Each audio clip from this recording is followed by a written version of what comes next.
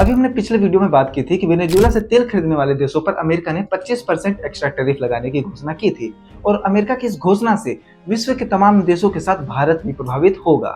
लेकिन इसी बीच एक खुशखबरी आई है, उत्तर प्रदेश के बलिया में कच्चे तेल का भंडार मिला है। तो आज के इस वीडियो में हम जानते हैं कि उत्तर प्रदेश के बलिया जिले में तेल का भंडार कैसे मिला और इस भंडार में कितनी मात्रा में तेल उपलब्ध है और अब क्या भारत सऊदी अरबिया और इराक को तेल के मामले में टक्कर दे सकता है। सारे सवाल का जवाब जानते हैं इस वीडियो में।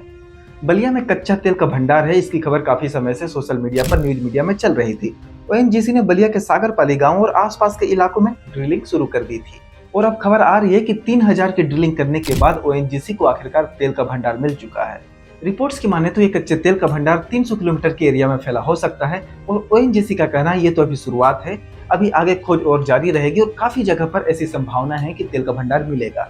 अब इस खबर को अच्छे से समझने के लिए हम थोड़ा सा पीछे इतिहास में चलते हैं।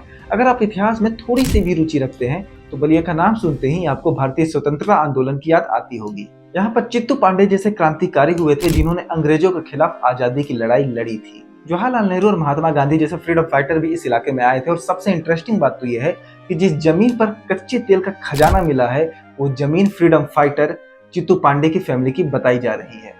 एक फ्रीडम फाइटर की जमीन जो एक समय भारत की आजादी की लड़ाई की गवाह बनी थी, आज वो भारत की आर्थिक आजादी के रास्ते खोल रही है और वो भी इतने महत्वपूर्ण समय पर जब अमेरिका पूरे दुनिया में अपनी दादागिरी दिखा रहा है। ओएनजीसी ने 65 एकड़ की इस जमीन को 3 साल के लिए लीज पर लिया है और वो हर साल 10 लाख रुपए चित्तू पांडे की फैमिली को देगा।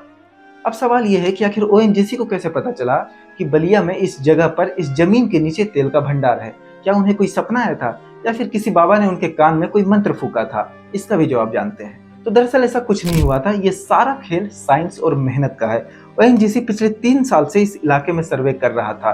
सैटेलाइट डेटा, जियोकेमिकल सर्वे, ग्रेविटी मैग्नेटिक सर्वे, ये सारी हाईटेक चीजें इसमें इस्तेमाल की गई थी। इस सर्वे में जो डेटा सामने आया उसे एनालाइज किया गया, सरकार के साथ डिस्कस किया गया और फिर एक संभावना देखी कि बलिया में इस जगह पर इतनी गहराई के नीचे कच्चा तेल हो सकता है।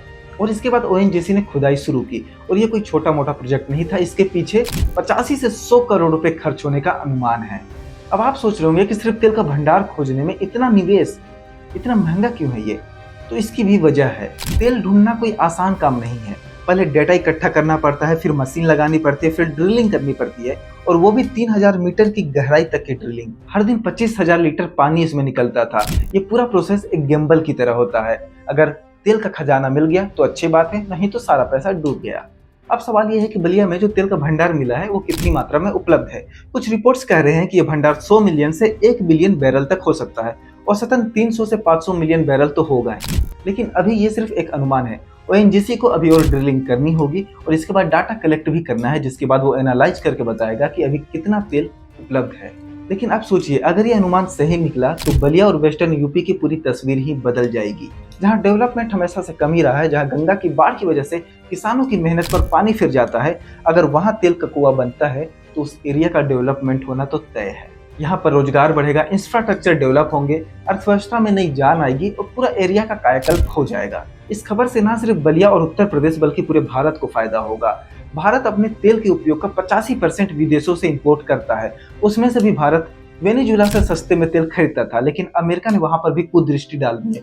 अमेरिका ने वहां पर भी अपना टैरिफ वॉर शुरू कर दिया है, जिस वजह से भारत को वेनेजुएला से तेल खरीदना बंद करना पड़ सकता है। अगर बलिया के साथ साथ और भी क्षेत्रों में हमें तेल के खजाने मिलते हैं तो ये हमारे लिए काफी फायदेमंद साबित होगा। विदेशों से हमारी निर्भरता कम होगी और हम आत्मनिर्भरता की ओर बढ़ेंगे।